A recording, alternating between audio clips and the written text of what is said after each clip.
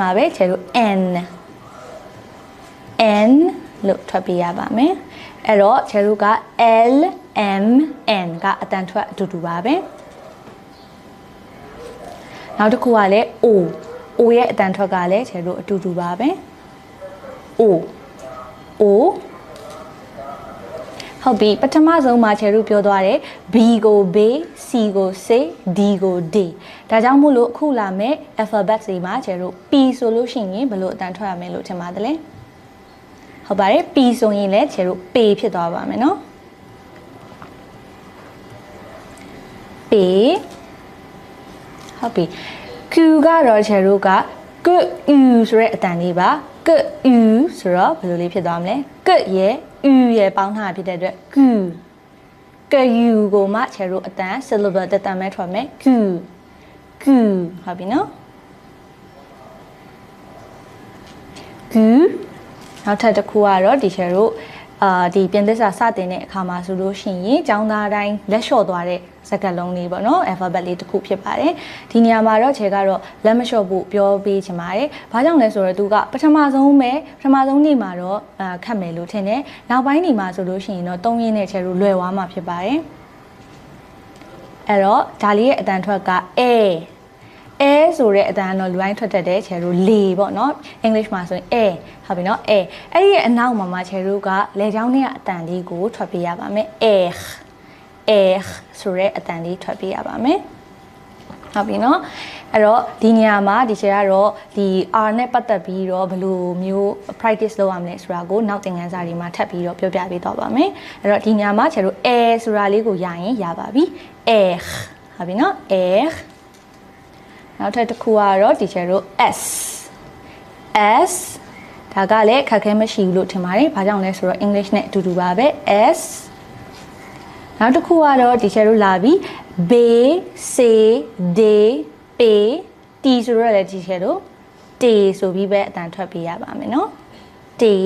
a နဲ့ပေါင်းထားတာပေါ့နော်။ t လို့ပဲအတန်ထွက်ပေးရပါမယ်။ဟုတ်ပြီ။နောက်ထပ်တစ်ခုကတော့ဒီချေတို့Q မှာတွေ့ခဲ့တဲ့ U ဆိုတဲ့အတန်လေးပါ U လို့မထွက်ရပါဘူးဒီချေတို့ U လို့ထွက်ပေးရပါမယ်မြန်မာမှာဆိုလို့ရှိရင်ဒီချေဒီဘက်ပေးမှာရေးပြတယ်လို့ပေါ့နော် U ဆိုတဲ့အတန်ထွက်ဒီဖြစ်ပါတယ်အရဲ့ U ရဲ့ပေါင်းတာတော့ U လို့ထွက်ပေးရပါမယ်နော်ဟုတ်ပြီနောက်တစ်ခုကကြတော့ V ဆိုရင်လည်းဒီချေတို့ဘယ်လိုဖြစ်သွားမလဲB C D ဟုတ်ပြီနော်အဲ့တော့ V ဆိုတော့လေ V လို့ထွက်ပေးရပါမယ်ဟုတ်ပြီနောက်တစ်ခုကတော့ English မှာကြတော့ခြေတို့က W ဟုတ်ပြီနော် U လေးနှစ်ခုလို့ပြောချင်တာပေါ့အဲ့တော့ပြင်သစ်ကလည်းခြေတို့က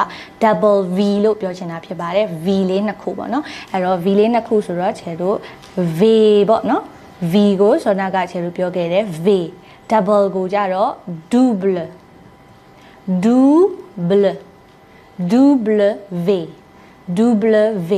double V ဆိုတာကတော့ခြေတို့ double V ပေါ့နော် double V အဲ့တော့ W English မှာကတော့ W ပြင်သစ်မှာကတော့ခြေတို့ double V နော် double V ဟုတ်ပြီနောက်တစ်ခုကတော့ X ကတော့ဒီခြေတို့ I ရဲ့အတန်လေးကဘယ်လိုလေးလဲဒီခြေတို့ E လို့ထွက်တယ်ဟုတ်တယ်အဲ့တော့ eek ဒီအကောင်လုံးထွက်တတ်တယ်ပြီးရင်နောက်မှာခြေတို့ s အတန်လေးပါမယ်အဲ့တော့ x ဟုတ်ပြီနော် x လို့ထွက်ပြရပါမယ်ဟုတ်ပြီနောက်တစ်ခုကတော့ဒီခြေတို့ y ရဲ့အတန်ကတော့ပြင်သစ်မှာခြေတို့ e လို့ပဲအတန်ထွက်တယ်ဒါကြောင့်မို့လို့ y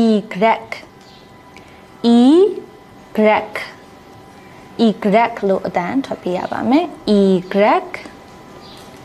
နောက်ဆုံးတစ်ခုကတော့ English နဲ့အတူတူပါပဲ Z လို့ထွက်ပြရပါမယ်ဒါဆိုရင်အခုပြောသွားတဲ့ဒီကျတို့ alphabets တွေမှာဆိုလို့ရှိရင် A to Z မှာဘယ်စကားလုံးတွေက English နဲ့အတန်ထွက်ဆင်တယ်လဲပေါ့နော်ဟုတ်တယ်ဒီကျတို့ F လဲတူတယ် L M N O ဟုတ်တယ်နောက်ပြီးတော့ဒီကျတို့ဟုတ်တယ် S လဲတူပါတယ်နောက်ထပ်တူတာကျတို့ရှိပါသေးရဲ့ဘာရှိသေးလဲဒီကျတို့ okay Z လည်းတူပါတယ်ခုနောက်ဆုံးပြောသွားတဲ့ Z လည်းအတန်ထွက်တူပါတယ်ဒါဆိုရင်အစကနေပြီးတော့ဒီချေတို့ R ကနေပြီးတော့ Z ထိအတန်လေးပြန်ထွက်ကြည့်ပါမယ်အဲ့တော့ R B C D E F G H I J K L M N O P Q R ဒီညမှာကျတို့နောက်မှာ recipe sound လေးပါပေးရမယ်နော် R ပြီးရင်နော် S T U V W X Y Z ဒါဆိုရင်တော့ဒီကျတို့ပြင်သစ်ဘာသာမှာရှိတဲ့ alphabet 26လုံးရဲ့အတန်ထွက်ကိုရသွားမယ်လို့ထင်ပါတယ်အဲဆိုရင်နောက်ထပ်ပြောပြပြီးမှာကတော့ဒီချေတို့ les 5 voyelles ဒီနေရာမှာ 5 ဆိုတဲ့ number 5ကိုသိကြရတော့မလို့သေးပါဘူးအဲ့တော့ voyelle 5ခုရှိပါတယ် les 5 voyelles အတန်ထွက်တွေကတော့ voyelle လို့ထွက်ပြရမယ်နောက်ဆုံး s တန်တွေကတော့ထွက်เสียမလို့ပါဘူးအဲ့တော့ဒီမှာတစ်ချက်စဉ်းစားရမှာကကြတော့ English မှာဆိုလို့ရှိရင်ကျတော့အမြဲတမ်း s တန်တွေပါတယ်ပေါ့နော်ပြင်သစ်ဘာသာကိုစတင်ပြီဆိုတာနဲ့ s တန်တွေကနောက်ဆုံး s တန်တွေကအတန်ထွက်ပေးစရာမလိုပါဘူးဒါကြောင့်မို့လို့ဒီမှာအခြေအတန်ထွက်သွားတဲ့ les 5 voyelles အဲ့တော့နောက်ဆုံးမှာ s တွေမထွက်ရဘူးပေါ့နော်အဲ့တော့ English နဲ့အတူတူပဲ a